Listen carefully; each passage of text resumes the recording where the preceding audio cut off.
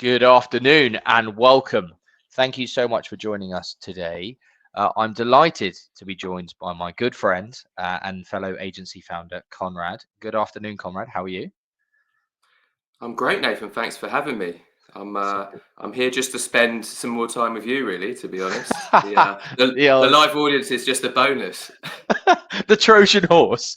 Yeah. Essentially, what I wanted to do is when we were chatting the other day, some of the things you said to me really stuck out. And I was like, I reckon quite a lot of the brands in our network and in our audience would quite like to hear this as well. So I thought, well, let's jump on and have this conversation live and hopefully capture some of those nuggets that you were just kind of chucking around. But I guess before I do, some people, and I'd like to think most people do know who you are, but for those that maybe don't, perhaps you could just share a little about you, the story behind the creative copywriter, and then we'll get stuck into the meat of today's episode. Yeah, sure. I won't give you the full story, otherwise that will be the meat of today's episode. And as Full you said, 45 minutes. you yeah, you want me to chuck around some nuggets, so that's why the people are here. They're here for nuggets. Um, my name's Konrad Sanders. I am the original founder and CEO of the Creative Copywriter.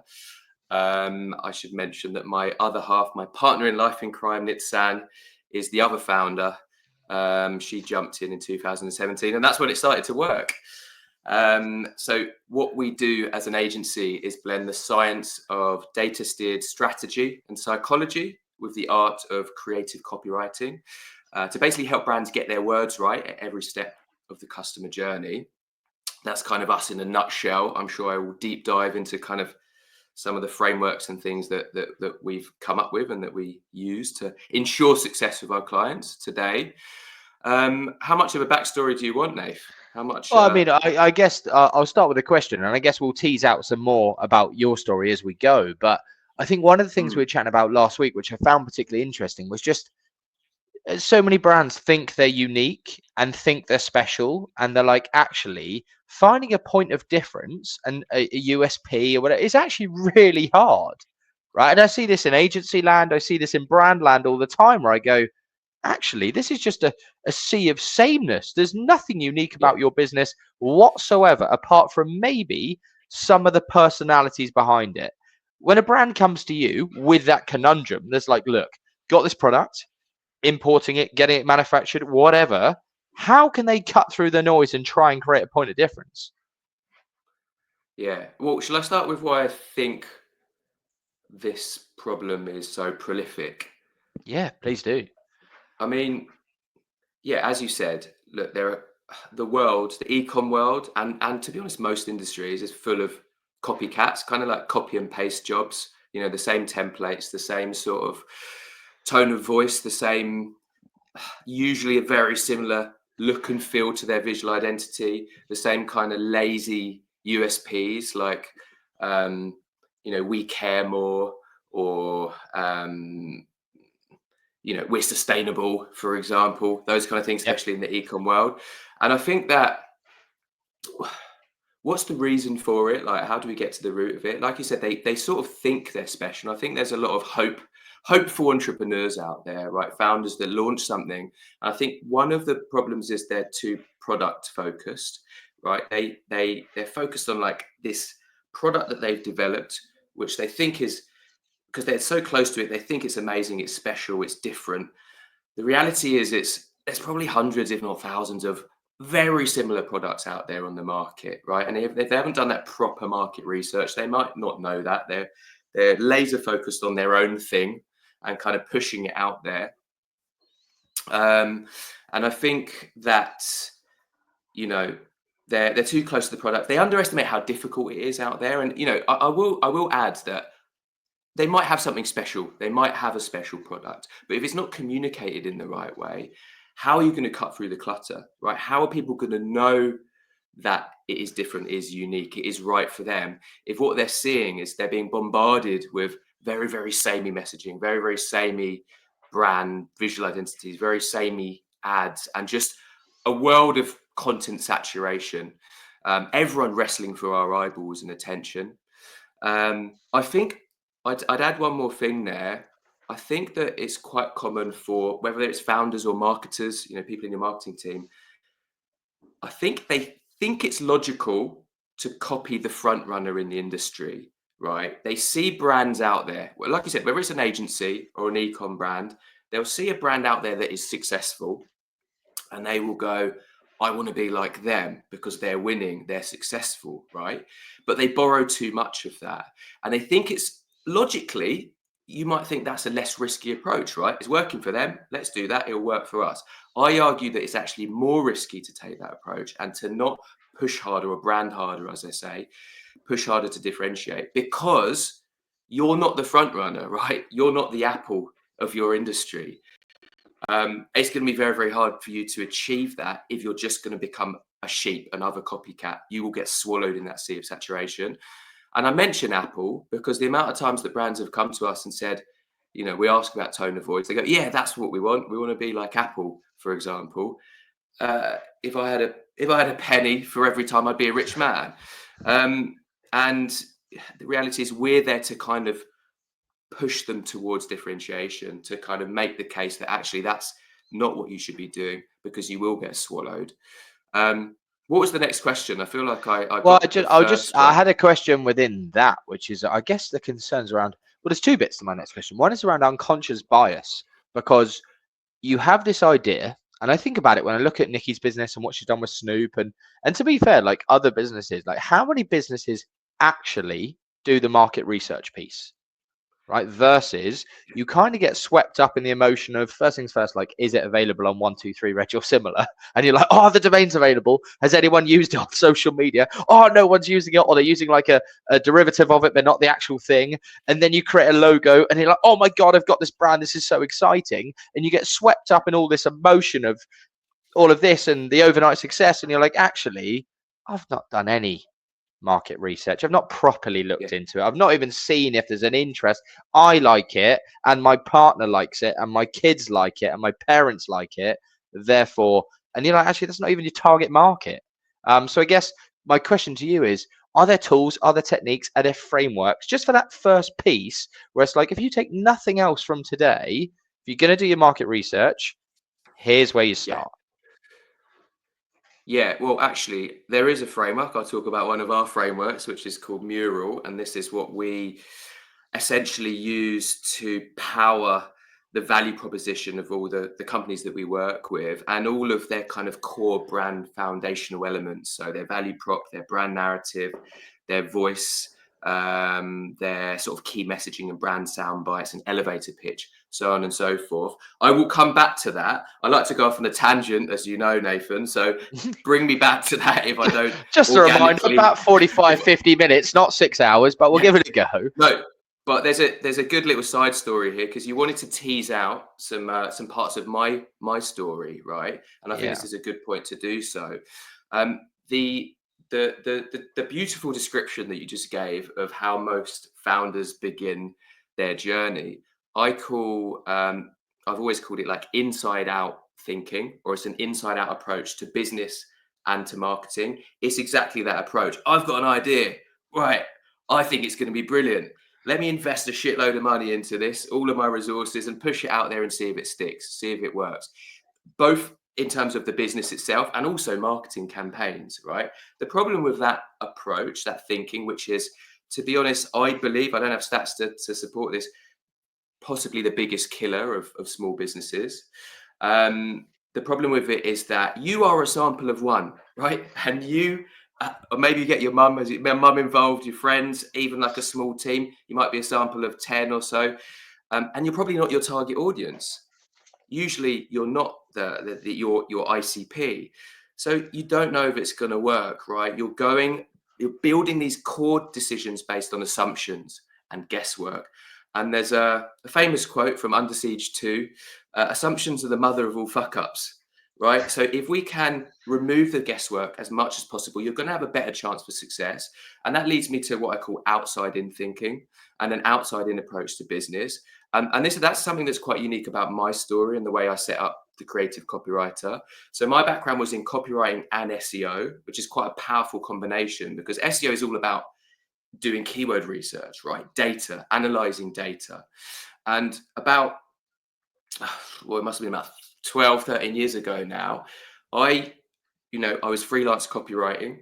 And what I did, I applied my SEO knowledge and I did keyword research to understand demand and intent of people around the world. And I found a gap in the market. I found that there was a high search volume, global search volume for creative copywriting, right? And a gap, not much competition, not many brands, not many blogs talking about it.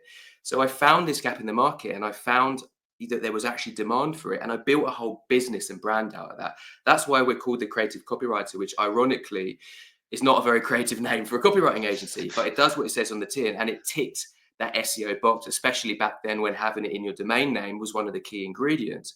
So that's why it kind of set us up for success as an agency, because we've always been on page one of Google for that and various keyword terms, including now copywriting agency. But in terms of that approach, I did market research first, right? And I built a business out of that. I actually set up some other websites at the time for other keywords, and they didn't work out. This is the thing that did. So with that being said, I'm doing that loop back. I've remembered to loop back. The way that we approach it, and again, we encourage everyone to take this approach or to come to us and we can help you, guide you through this, is with a framework that we call Mural. So it stands for memorable, unique, relevant, authentic, and long-lasting. So it's an acronym. It's also a Venn diagram. I bloody love a Venn diagram. A bit too much. My team kind of take the piss out of me for it. So if you think of these 5 circles, these 5 overlapping qualities, what we want to always achieve is that sweet spot in the middle, that bullseye right there in the middle. But it's not just a cute acronym or a cute Venn diagram, if you can call a Venn diagram cute. We don't just sit around a table and go, is this value proposition memorable? Yeah, I think so. Is it unique? Maybe not. Is it relevant? We have a more sort of strategic, scientific way of fueling each of those qualities. So I can talk you through those if you want, Nave. Yeah, I mean, I'm curious, like just as a slight side note, but I really want to stay on this topic, was really just, to me, this framework, it's not just about a new brand or a launch of a business. It No. might be on a brand refresh, it might be on a new product launch, it might be on a new marketing campaign, whatever, however many campaigns. And I guess the question to you is, how do we make this sexy and exciting versus someone's got 10 grand to spend, I'm going to chuck it all into execution, and it goes, actually, with 3 or 4 or 5 grand, whatever it is, on just testing the market research, etc., and 5 grand on the execution, have we got the ability to then back it up and go, if you do 5 and 5, you've got a hell of a lot of chance more success than doing 10 all in this spray and pray approach?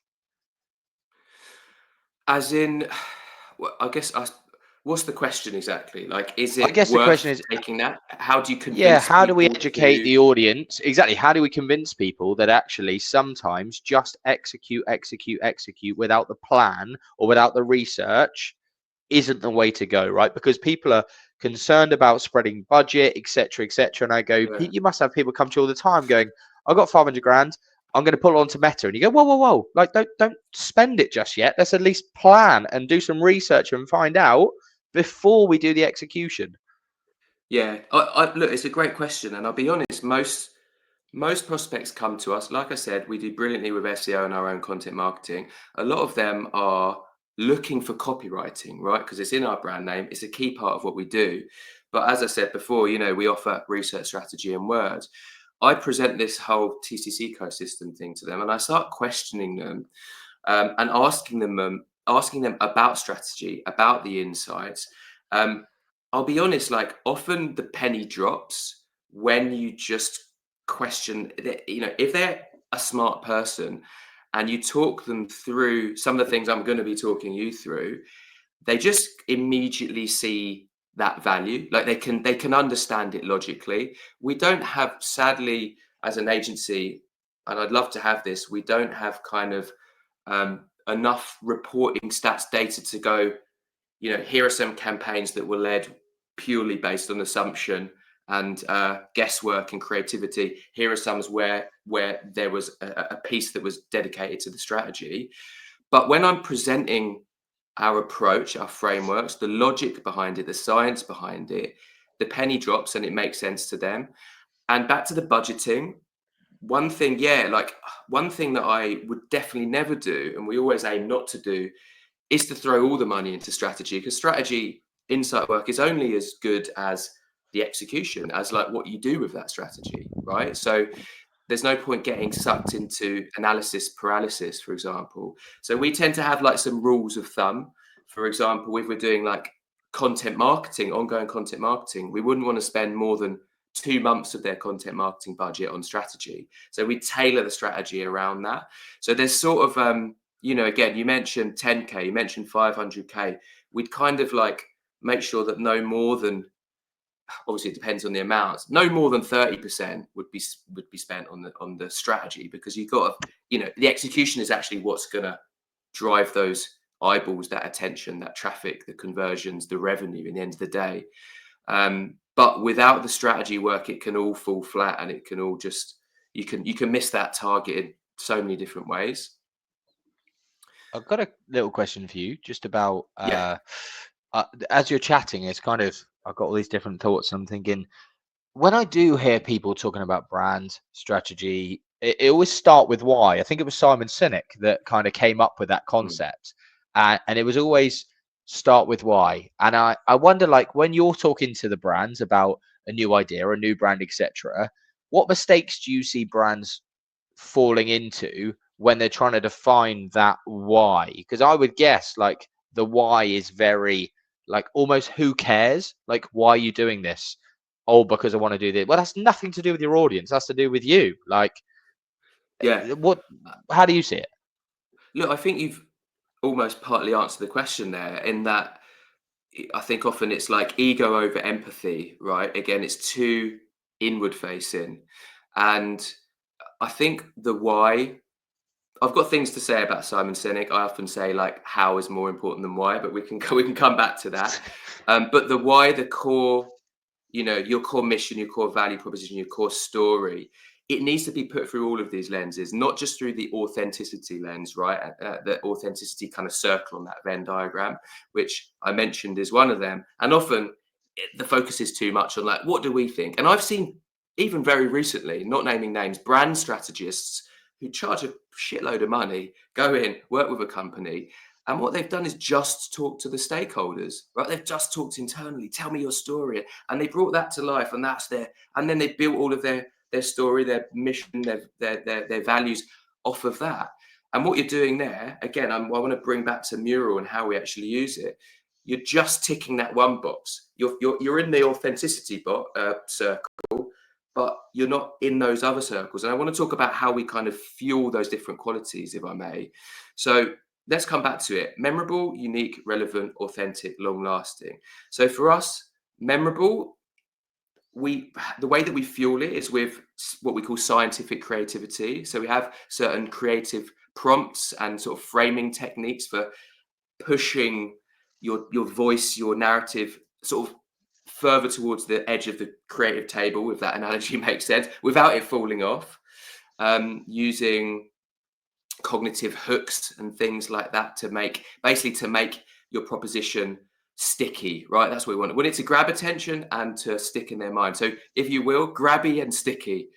Sounds a bit sexual, but maybe you'll remember it more. So that's what we want to do with the memorability side of things, right? So that's the first circle in the Venn diagram, the first box to tick.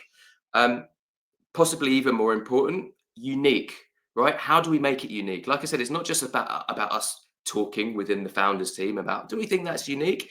If we want to zag while the industry zigs, we need to know what we're zagging from, right? So that's the competitor analysis, the market research.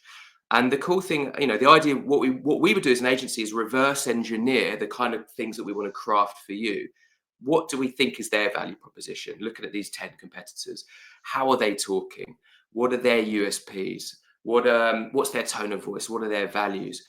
The cool thing, as we mentioned before, is that often in most industries, including the e-com world, there's a lot of copycats, lookalikes, and soundalikes. So you'll find that it's often not that hard to find the gaps and opportunities, to find that sort of that area within which to differentiate. So that's the U. We've got the U. Perhaps even more important again is relevancy. And that's what you were alluding to before. Relevancy to your audience. You don't want to make some shit up that is not going to resonate with your specific ICP, the target audience that you're going after.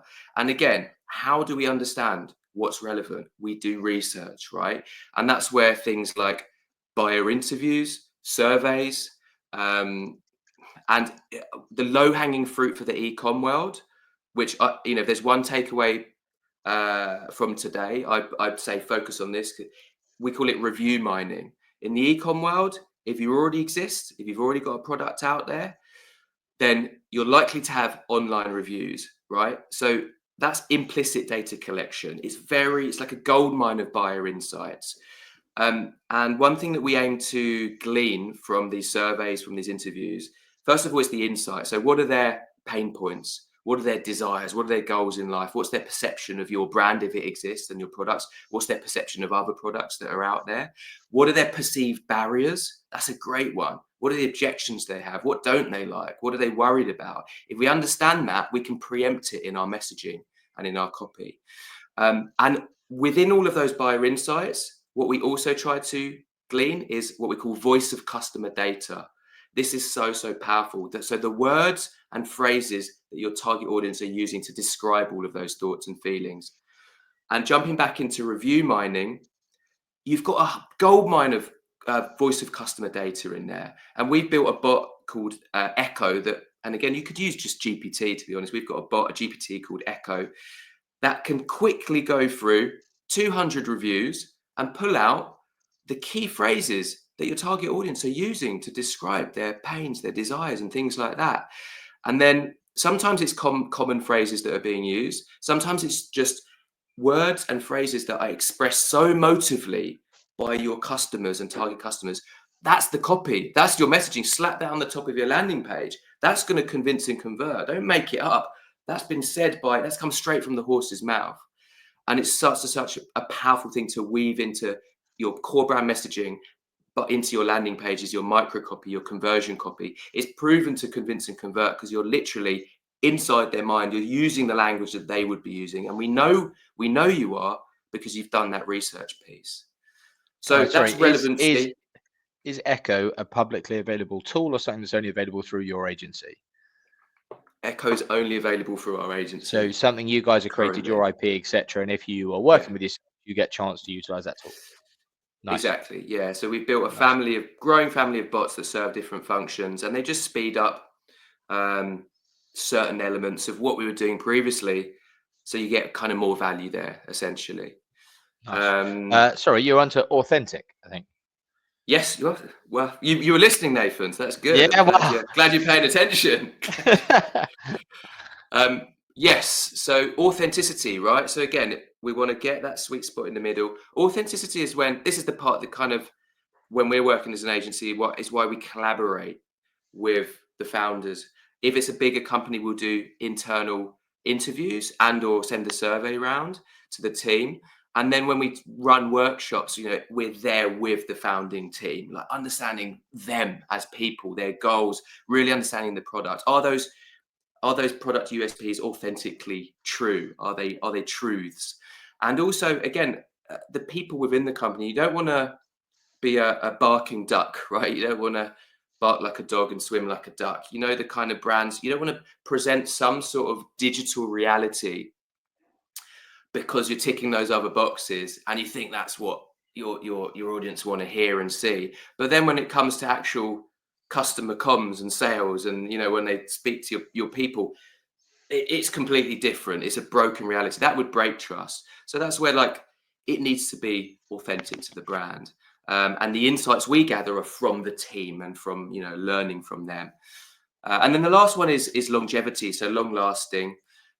If we had a time machine, we'd go into the future and we'd gather data from the future. But the idea here is kind of asking questions about logistically, what can we feasibly consistently do? Will this value proposition stand the test of time? Is it likely to? So it's kind of educated guesswork there. For example, think about the fact that the AI revolution is happening very quickly. In 2 years' time, is that value proposition going to be redundant or not? And that's just, again, asking the right questions. And then again, the idea is we're using a Venn diagram. We're kind of using this acronym, this checkbox to stress test all of the decisions we make when going through that brand DNA process, and to make sure that we're ticking all the boxes and not just one or two. I really like that mural framework, and I'm just conscious that I think anyone listening there could have taken elements and be like, "No, I'm going to go and execute that tomorrow." And that's kind of what I wanted. Is when we were talking the other day, and I was like, it's not just insight that you have to engage an agency like yourselves to implement. It's like you could go and do bits of this on your own, which are great. I guess the bit after that is, as we start to look into the kind of the secret sauce, if you like, of what makes a great brand and how do you find that sweet spot. We talk about Venn diagrams and kind of customer needs, competitor gaps, the actual genuine true strengths. And you mentioned there about authenticity. Like, it's one thing you believing it, but do the team believe it? I guess, are there other frameworks or methodologies or just valuable insight that people can take and go, right, once you've done with mural, we would then suggest you looked at this part? Yeah, well, as I said, I bloody love a framework, me. I don't want to talk about too many frameworks, but we have another framework that we use when writing the copy itself, and it's called the 13 lenses. And there's definitely not enough time to dive into them, but we've got a blog post. I've got a blog post on it. It's our IP, but it's out there for anyone to practice, to bring into their own kind of marketing team and use again as a way of making sure that when you write your copy, whether that be for a landing page, for an email and a drip, a homepage, content, blog post, social, that you're kind of again ticking more of these different boxes, and it focuses on things like digestibility, that's the goldfish lens, action or conversion, that's the action lens, being human and real and conversational, that's the real talk lens. So I'm conscious of not giving too many lenses and frameworks, but it's something that has popped into my mind that is, I would say, a tangible takeaway, which I think, kind of looping back to some of the problems that I see in most industries and definitely in the e-com world, which is vagisms, right? So even if you've gone through this mural process, I mean, hopefully it should push you into a place of not being vague, because arguably if you say that one of our values is to say sustainability, then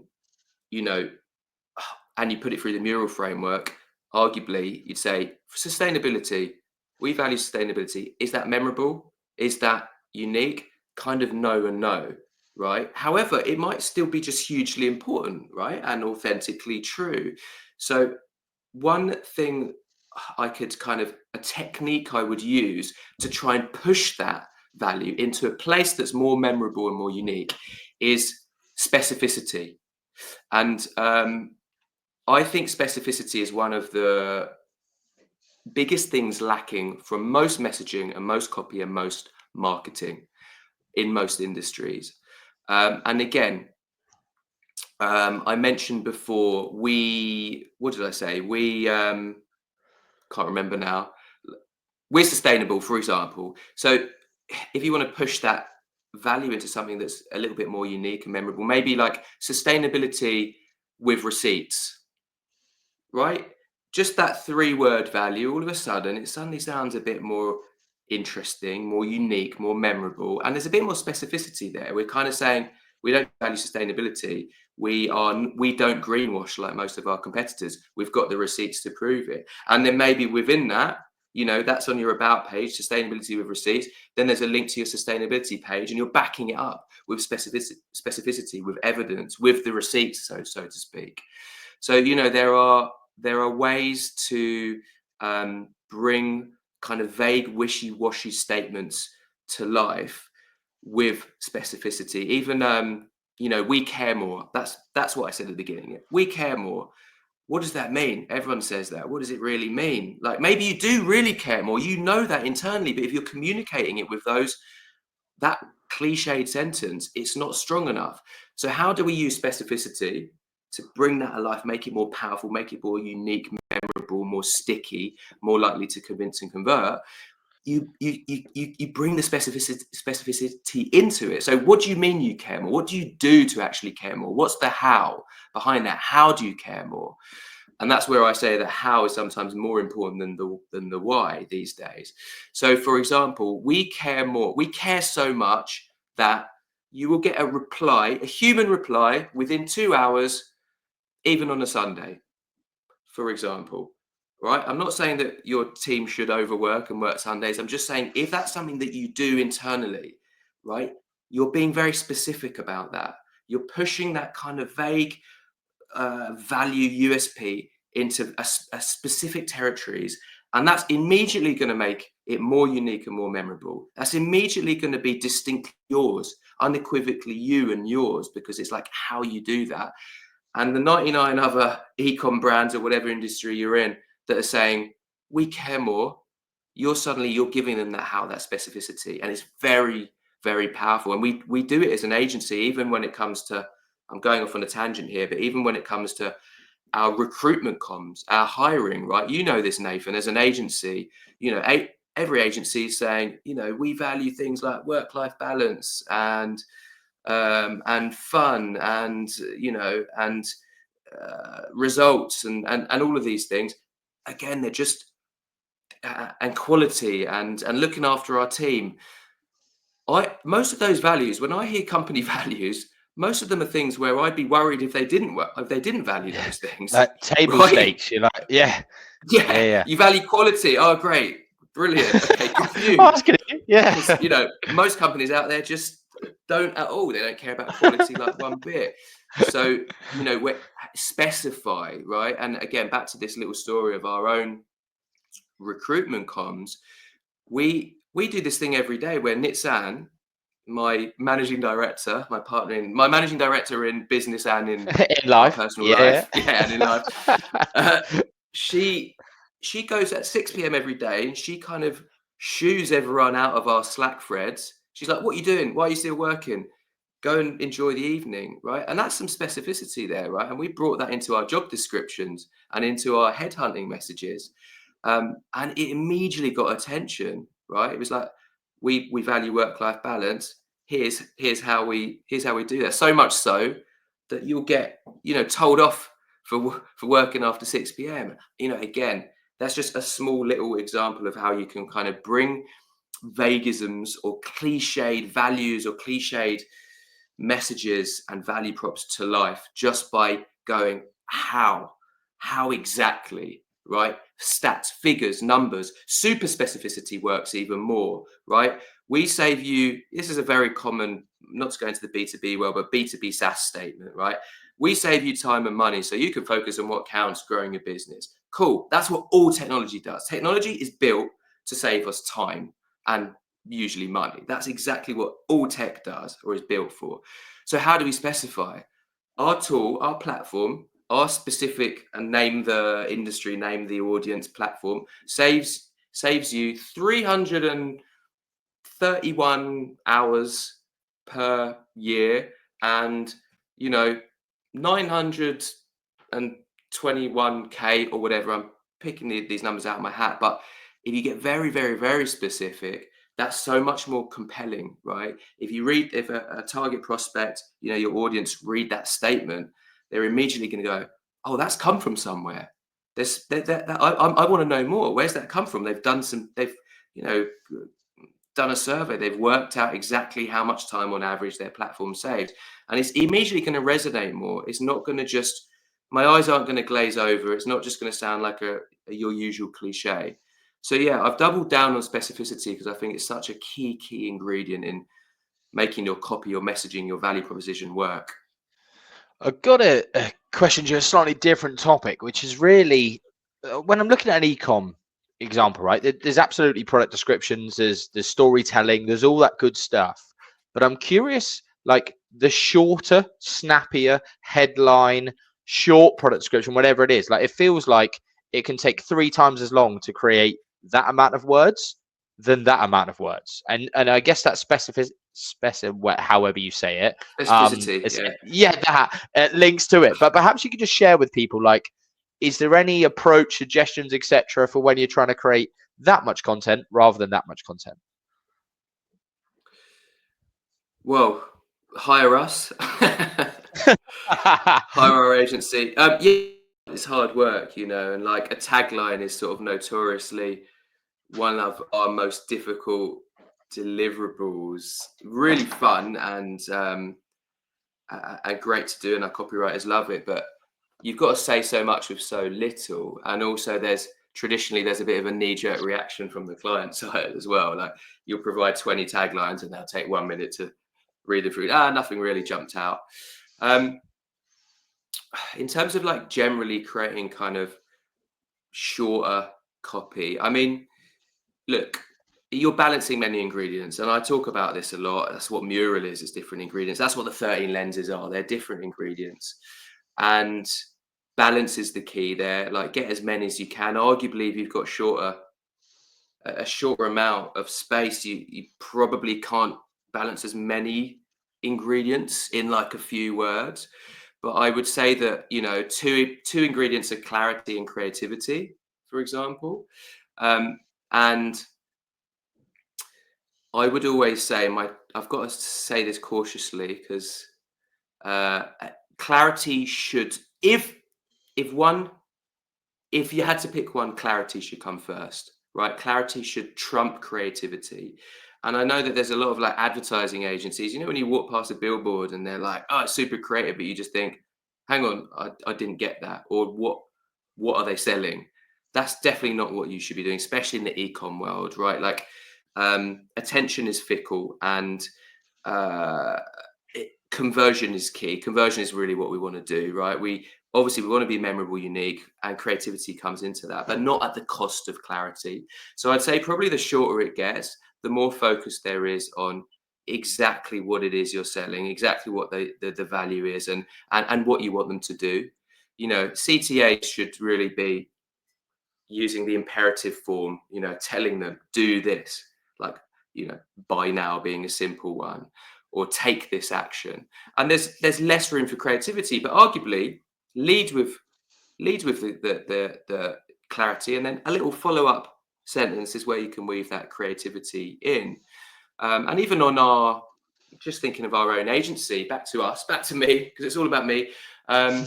You know, our own agency sort of homepage hero messaging is creative copywriting for brands with brains. That's the header. Like we start with the, you know, really kind of on the nose, right? Creative copywriting, partly because of the SEO value. As I said, that story is really important for us. It says exactly what we do. And then we start to get a little bit more creative, you know, for brands with brains. There's some alliteration there. So that kind of is a technique, a poetic device that we use within our Creative Spark lens. And then, if I remember correctly, I should probably get the website up. The subhead is something like, we love you already, or you're great. I should probably remember this. I might need to bring it up, Nathan, because I'm not really doing those justice. Yeah, it's you want strategy powered words that sparkle and convert. We like you already. So we're ticking a few different boxes there. There's not many words, right? The creative copywriting. Oh, it's the creative copywriting agency for brands with brains. So we've got the clarity and the SEO. That's an SEO lens, and then, you know, got that clarity there. So that digestibility, the goldfish lens for brands with brains, starting to be like relevancy, trying to kind of define the audience, but also a bit of alliteration. And then we go into strategy powered words that sparkle and convert. So it's kind of creative, but showing our value prop, the strategy and the creativity, the overlap of the two, which I mentioned before, the art and the science. And then we've got we like you already. So that's like hitting it with a bang in terms of tone of voice, really human, really conversational, not the kind of thing you get on many B2B sites. And we're doing quite a lot within that, not many words. And yeah, you can imagine how long that took me and our head copywriter, Ella, to come. We were going back and forth for days, because we're a copywriting agency. We need to practice what we preach. So it's very important to get our words right. And combining all of those elements in that short amount of real estate is a tough nut to crack. I guess it semi answers the question, which I was thinking just about conversion rate, right? And so brands are coming to us and saying that we need to improve conversion rate. If we're looking at this, our CAC is going through the roof and Meta's become more expensive and Google's become more expensive. I need the website to sweat harder. And the logical thing would be to look at that and go, okay, well, in which case I'm going to rebuild the PDP. I'm going to redo the collections page. I'm going to improve the sidecar. I'm going to do all these different things. It's like, actually, how often do brands think about content? And maybe the words Not, have a part to play rather than just structurally the components on the site. Like, I guess, would you say it's fair to say this is a place that brands often overlook and need to start looking? I appreciate being a content agency, you probably would say that, but at the same time, like, Nathan, it just seems like a bit of an own goal. I would say it's a crime, Nathan, how little brands That and marketeers think about copy. And like, yeah, obviously I would say that, but I genuinely believe it. And let's just think about it logically for a moment. And yeah, look, there's some variability here, right? Like, depending on the industry you're in. Obviously, fashion, often with fashion, right? Like the visuals do a lot of the talking, right? Because they're looking at that product. With many other and most other industries, and even kind of categories within ecom, what's going to convince and convert them, right? It's the messages, the words, it's what you're telling them about your product. Like, it's such a huge ingredient. I'm not going to say it's the most important ingredient, but it probably is. And it's definitely the most overlooked ingredient. And it's possibly because marketers think, well, I can write, and look at my competitors, they're kind of saying this sort of stuff, as we said. So, that's not important. Let's just do a lot of A/B testing and test the colors of the button, right? Not that value and that promise that we're giving them on the wording on the button or underneath it. So yeah, I really think it's a crime, and I really think it's low hanging fruit. First of all, conversion rate optimization, I think, is the low hanging fruit of marketing in general. So many companies just go whack. What they want more leads, they want more revenue, they whack a ton more money into traffic, right? Let's double the amount of traffic rather than spending 3 months A/B testing and doubling their conversion rates. Simply by A/B testing a headline or a product description, you can double your conversion rate. Think about that. Literally just the wording. And looping back to kind of one of the best ways to do this, I would say, if you are convinced that the messaging, the copy can play a really powerful role in affecting conversion and conversion rates, what I would do is go look within those buyer insights. And and like I said, an easy way to do that, if you don't have the resources to send a survey out and kind of analyze that data, like I said, review mining, low hanging fruit today.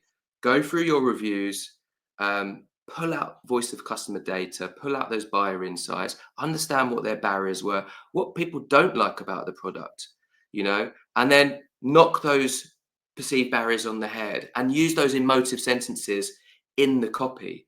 Even directly, take direct quotes. A very easy thing to do. If you've got some kind of like boring, vague, cliched landing page header for a particular product range, and you don't have the money or the resources to hire our agency, for example, or you don't have like a good copywriter, go through your reviews, right? Go through your product reviews, find like the most powerful emotive sentence from an actual customer, make that the header of your landing page, put it in quotation marks. Not only are you using voice of customer language that's more likely to resonate with people like them, you've now got instant social proof, right? Anything in quotation marks is, people understand, is coming from an actual consumer, an actual customer.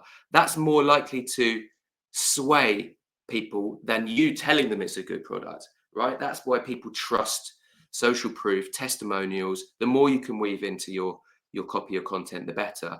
And yeah, you can pick out really beautiful copywriters. We'd go, I'm not even going to touch that. That's better than anything I could write. Slap it in quotation marks. That's your header. That's your hook. That's more likely to convince and convert them because it's come from people like them.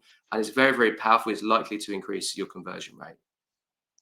The way I wanted to finish today, well, firstly, I'd like to say thank you. When we were chatting the other week, and I was like, God, I wish I could bottle this up. And then I thought about doing this, and I was like, oh, are we going to be able to get the same amount of value? And we absolutely over delivered. So thank you.